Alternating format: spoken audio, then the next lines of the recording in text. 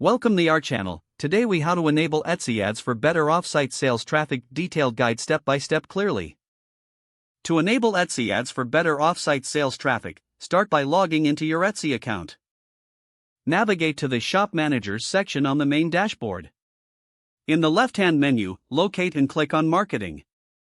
Under the Marketing section, you'll find Etsy ads. Click on Etsy ads to access. Make sure to review the information about Etsy ads to understand its benefits. Next, click on the Get Started button. You will be prompted to set your daily budget for ads. Choose a budget that aligns with your financial goals and advertising plans. Once you've set your budget, click on the Save button. Now, proceed to select the listings you want to promote. Review your shop listings and check the boxes next to each item you wish to include. After selecting your listings, click on Save Changes. At this point, you can also adjust your campaign settings. Decide how long you want your ads to run. You can set specific start and end dates for your advertising campaign. Confirm your selections and click on Save. Now, monitor your Etsy ads performance. Regularly check analytics to evaluate which listings are driving the most traffic. Adjust your budget and listings as needed based on performance insights. Finally, be patient as it may take time to see the results from your ads.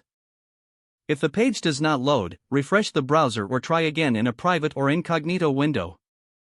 Make sure you are using the correct email address, then retype it carefully to avoid small typos. If your password is not accepted, use the reset option and create a new strong password you can remember. Check your spam folder for verification or security emails, then complete any requested confirmation steps. Enable two-factor authentication if available to improve account security and reduce unauthorized access risk. After signing in, review your profile details so your contact information and settings are accurate and current. If you see an error message, note it down and try again after restarting your device and internet connection. Log out when you finish, especially on shared devices, to keep your account and payment information secure. If the page does not load, refresh the browser or try again in a private or incognito window. Make sure you are using the correct email address, then retype it carefully to avoid small typos. If your password is not accepted, use the reset option and create a new strong password you can remember. Don't forget to like this video and subscribe to our channel for more step-by-step tech guides.